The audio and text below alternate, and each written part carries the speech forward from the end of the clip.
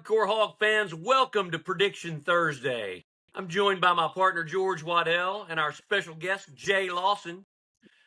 We're going to start off with our predictions for the Oklahoma State football game, and I'm going to toss it over to George for the first Prediction Thursday. What do you say, buddy? As Prediction Thursday goes, I usually have to kick things off, and it's double difficult when you don't get inundated with all the data. So here's what I'm going to do. I'm going to say Arkansas is going to score 31 points. Oklahoma State's going to score 27. We're going to shock the world. I don't care. Doak Walker, I don't care. They got returning starters.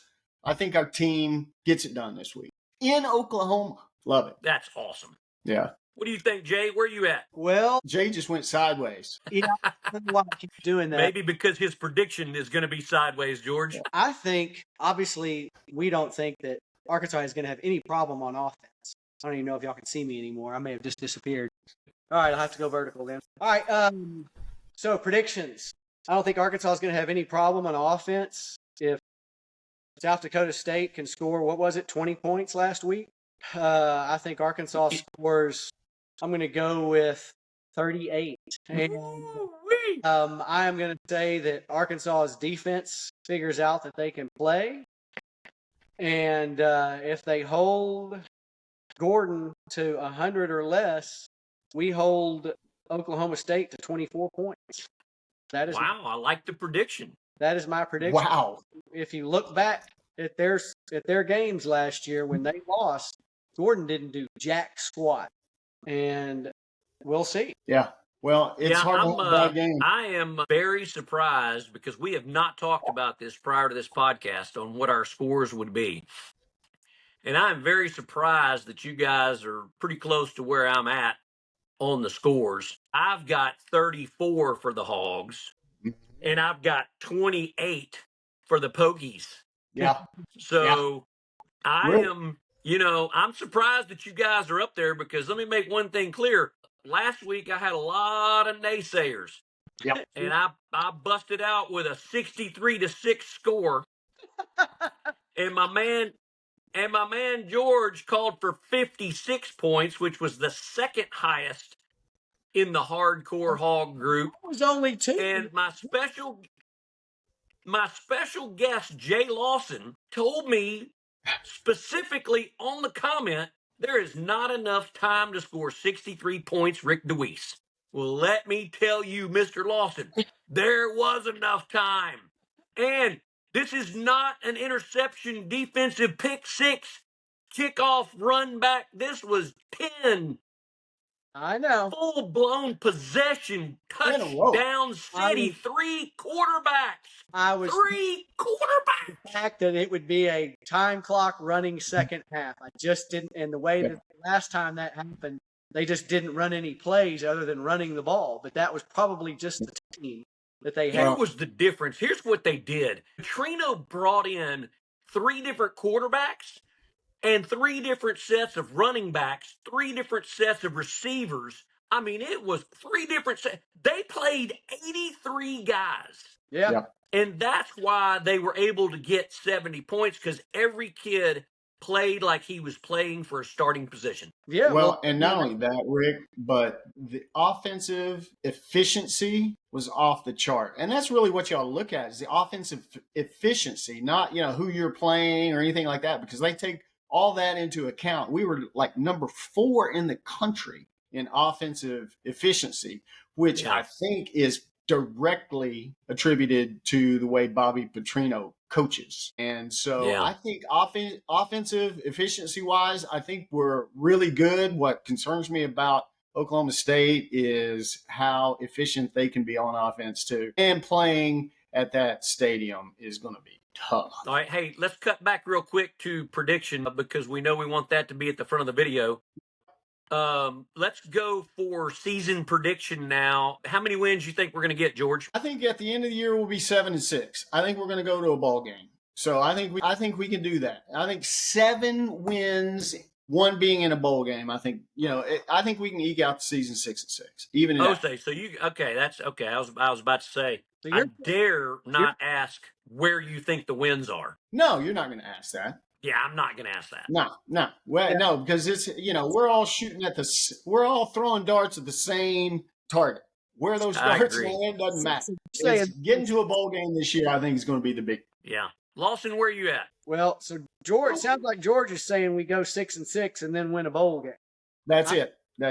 And we go 7-5 and win a bowl game. 8-5. I like it. It's Y'all- hardcore. I love it. The optimist. Yeah, I love it. Boys, I am the most ridiculous predictor between the three of us on this podcast. And I just heard 6-6 and 7. I mean, are you serious? I'm not even going to ask you either, Jay, which teams those are. He's I'm going going to 8-3. tell you this. Here's where it's going to be. It's going to be 6-6. Okay. And I had to stretch to get to 6 games. I'm going to tell you why.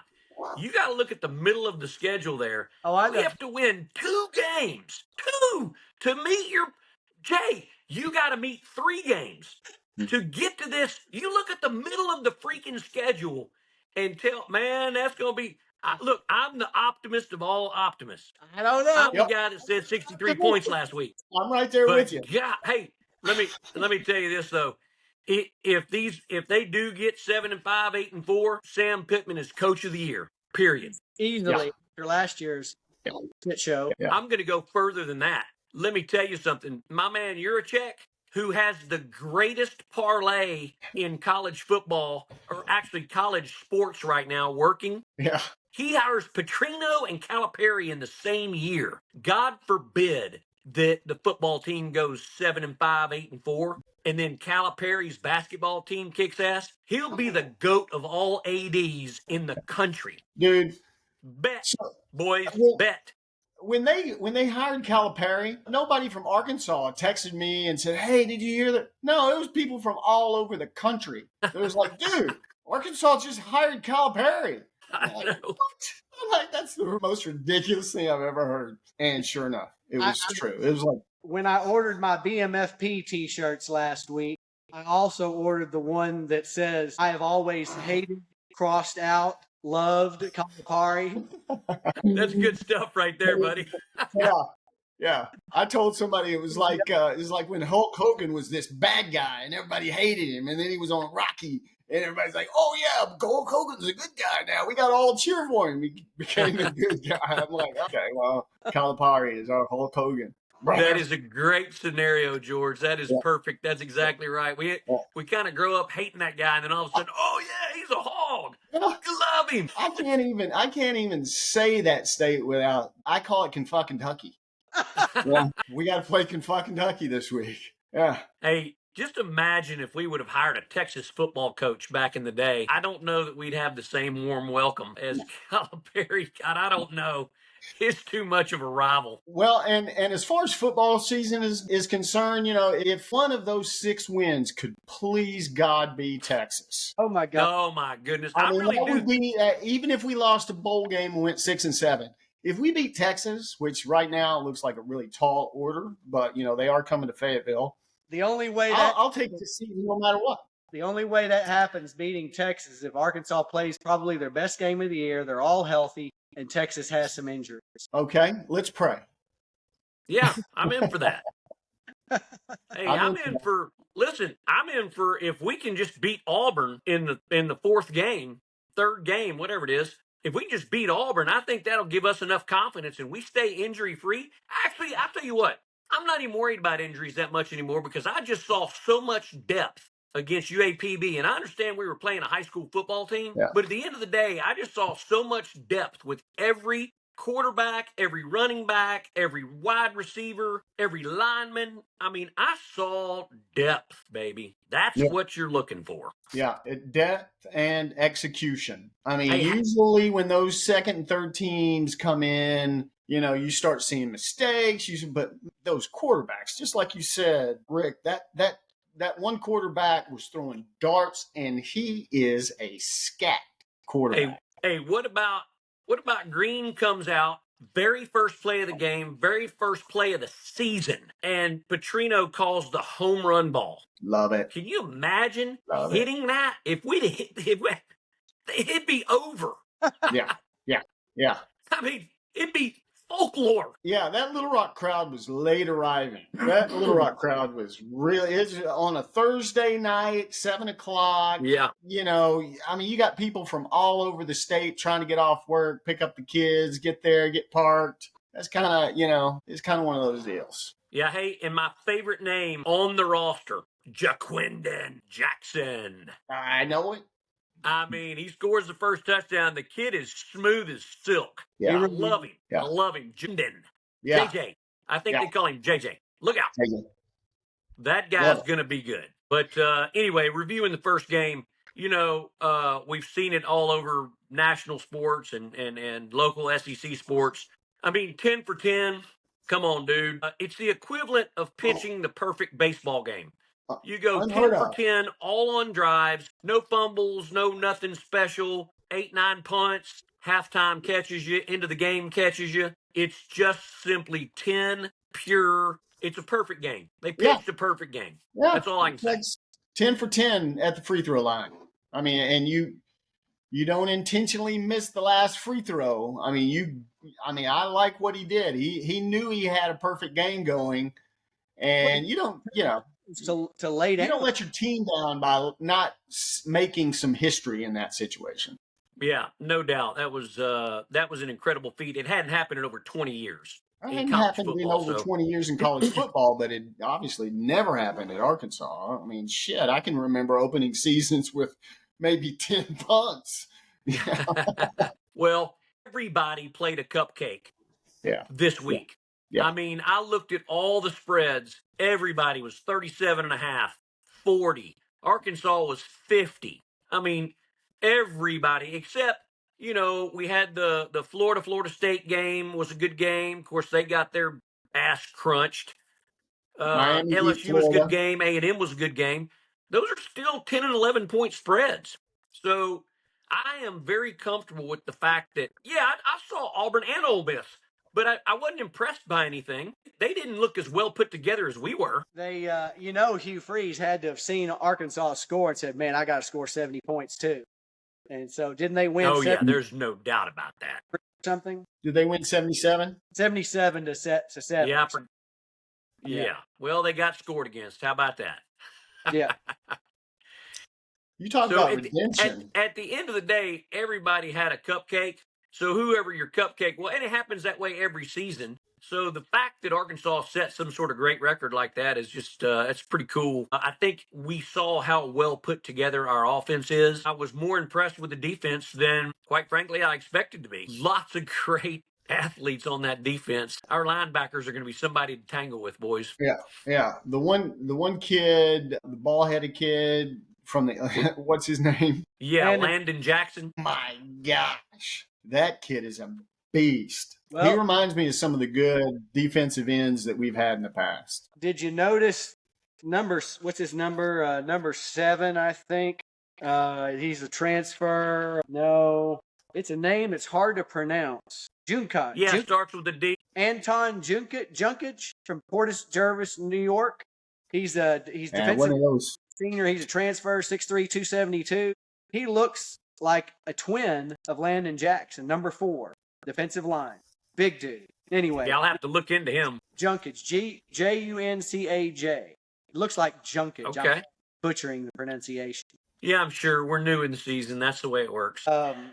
Well, you guys are a lot more up to date on everything, so I get to see it kind of as a fresh face. You know, no pollution, no other like influence, somebody telling me what to think, you know, every day on the radio or, you know, at the water cooler. So I get a different perspective. I'm in a bubble, but every time I see the Hogs play this season, it will be mainly without all of that stuff. So this is really, you know, informative for me personally. And plus it's fun. It's, you know, it's a Well, that's the best part about this podcast is you're out in Beverly Hills. And so when we do this every week, you're basically coming at it from strictly an observation standpoint. Yeah. You're not hearing the 5 o'clock radio shows every day. You're not seeing the SEC channel every day. You're catching this as purely your observation. I don't get Steve Sullivan on Channel 7. Then, of course, you hear it from us. Yeah. So yeah, I think that's awesome. it's very beneficial. Hey, let's talk about this. The second package they bring in is Malachi Singleton. That guy and his crew came in, killed it. Then they bring in KJ. He comes in and kills it. Let's see, KJ Jackson, true freshman from Alabama, and he kills it. His package scores. Hell, I think even he is the one that scored. So we look good as far as depth goes. Yeah. I was proud of every package that came in. And I was proud of the fact that Pittman played 83 kids. That's cool. That means he put different kids in every package. Yeah, he put letters on 83 kids this week. Don't you get a letter awesome. if you get in a game? It's kind of like, don't you get a letter automatically? I think so. I'm not sure. If you play in a football game, it's either one or two you letter in football, and that's a pretty big deal. Yeah. So see, that's even super cool right there on its own. Yeah. Of course, y'all noticed.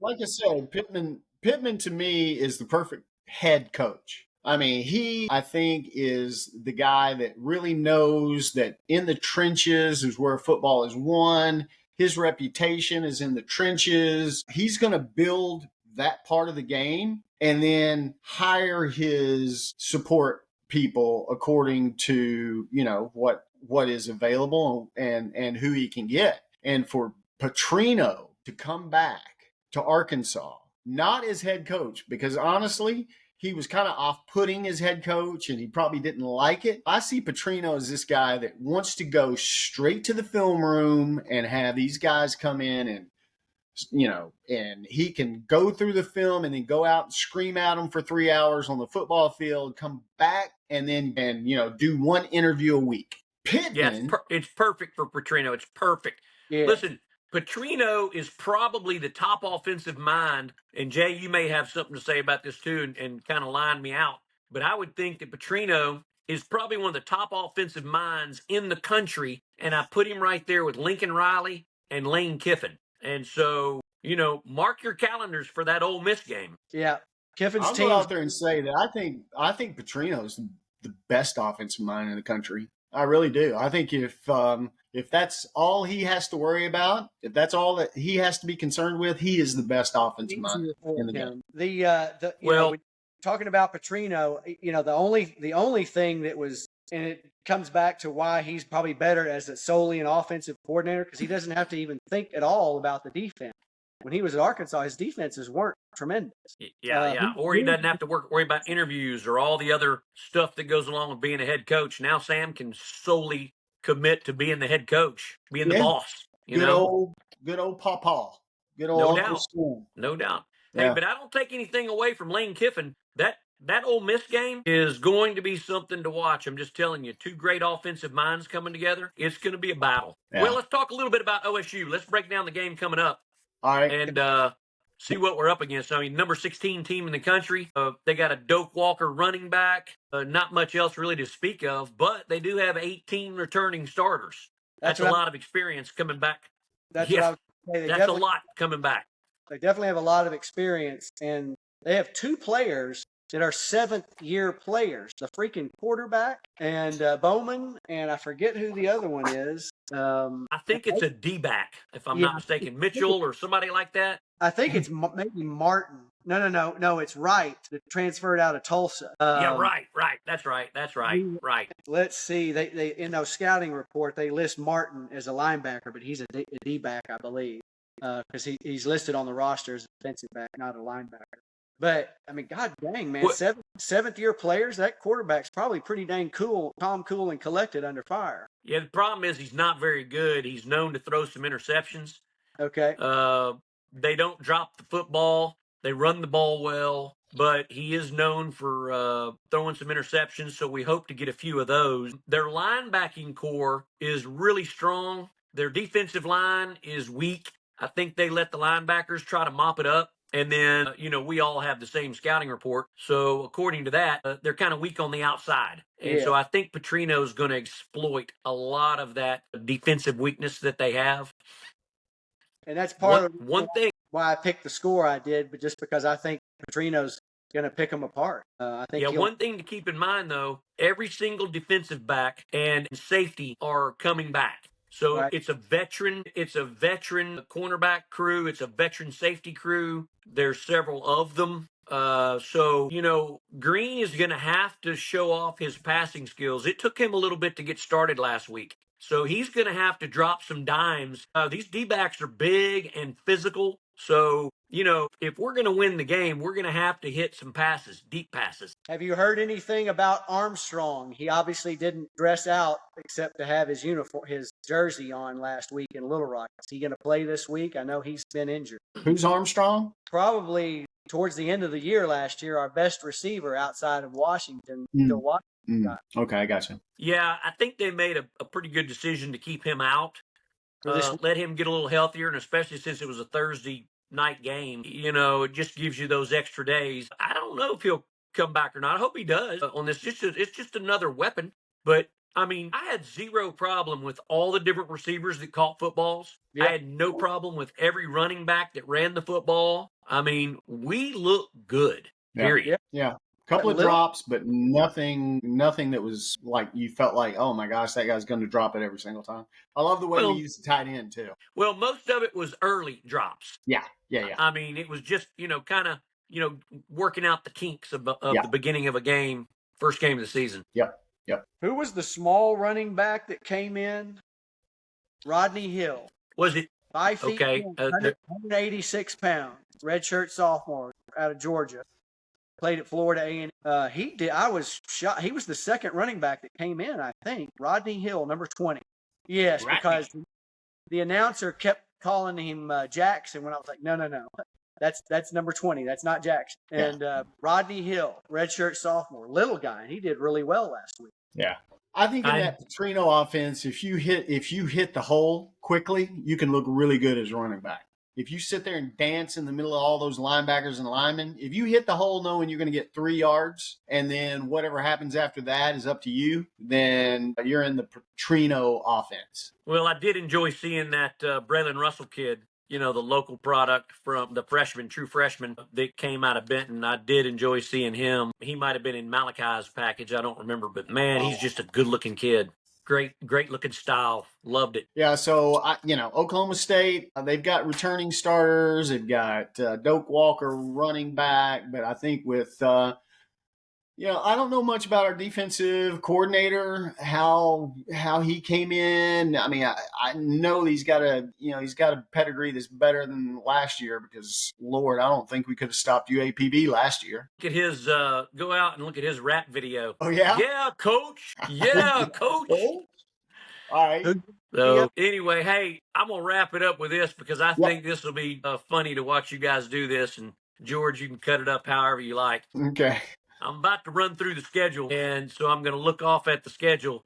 But I'm going to give you, George, you go first, and Jay, as soon as you hear him, you go. And you tell me win or lose. Yeah. Are you ready? Yes. Whew. All right. So UAPB, I think we win. No. All right. UAB. Win. Auburn. Win. A&M in Dallas. Win. Arkansas finally beats I hear the headline now. Finally beat A&M in Dallas. Here we go. This is a good one. Tennessee in Fayetteville. That's a loss, unfortunately. We beat any team with orange. If we can just beat any team with orange on their jersey this year. LSU in Fayetteville. What'd I say? 6 wins? I'm already up to 6, right? George is headed for 9-3. Yeah. That's what the weather out here in LA will do for you. Sunshine every day. I wake up every day. It's sunshine, folks. I live in a sunshine state. Yeah. All right, LSU and Fayetteville, George. We'll lose to LSU. LSU loser. All right, Jay. We're beating the crap out of LSU. Yeah, baby.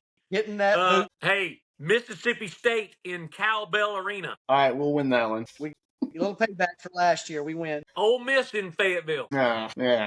I'm calling for a tie ball game.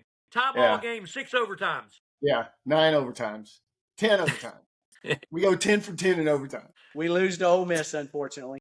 What about Texas in Fayetteville? I don't want to say it. I don't want to say it either. I say we lose, unfortunately. This one's easy. La Tech, Fayetteville. Win. I mean, what am I? 9-3 now? Missouri in Columbia. Man, Lose. we have such a jinx playing Missouri, and they're Yeah, probably going to be I at know. least. That's sickening. It is sickening. It's Hey. like losing to Rutgers. Yeah, I know. I want to point this out though real quick because I got to win. Me and you, George, have to win 2 games in the middle, and poor Jay has to win 3. Yeah. But let me mention something that's going to go to Jay's point. We have Tennessee in Fayetteville, LSU in Fayetteville, Ole Miss in Fayetteville, Texas in Fayetteville. Come on, dog. You got to win 2 of those. You're in Fayetteville. Yeah, absolutely have to. And the crowd is going to be bananas. Oh Yeah. yeah. Trust me. I mean, So, it's going to be hard to pick whether we beat Texas because they're going to be so up for it. You know, they'll have players to come in from the 21 game, to talk to them, or whatever game that was. Was that 22 or 21? I can't remember. well, you remember back in 2005 when we barely lost like 15-13, Yeah. and I cooked like 500 people Chateaubriand and raspberry walnut vinaigrette salads out on the admin front lawn before that was even cool to throw a tailgate party up there, Yeah. Well, I think peeking into the north end zone. What year? What year was that? That was 05, I think. 04 or 05. That was back in the original. Was that in the late Nut era, early Petrino era? God, No, that's it was Petrino late didn't enough. start till 08. 08, so that was Nut era. Yeah. It was Vince Young versus Matt Jones. Yeah, that's Oh. right. And I think the final was 15-13. But what a great game, though! It was Yeah, awesome, I think Matt Jones. and it was a beautiful day. That's awesome. No. Yeah, we've had really good luck with Texas since leaving the Southwest Conference. I was looking at the record. We have a winning record against Texas since we've left the Southwest Conference. We own Well, them. good. There's We always own Texas. a high chance of beating them, but it's going to depend on whether they have any injuries and whether we're healthy and still having a positive. Yeah, I agree. Notice I didn't take part in the quiz bowl there because I'm just counting on any 2 games in the middle there. That's Just all I any can two. count on. Yeah, yeah. I mean, I got the easy you're wins. in every game. Yeah. I got Louisiana Tech. I got UAB. I got Yeah. Mississippi State. All those wins. But Yeah. we need 2 in the middle, and Jay needs 3. So I'll be Yeah. curious to see how the crowd reacts on our Facebook page with their predictions and see where everybody is compared to us. I was very surprised at how close we all were. I think that's a testament to maybe a little bit of the research we did, but I'll be curious to see what some of these other guys say. And then Yeah. also the naysayers. Yeah.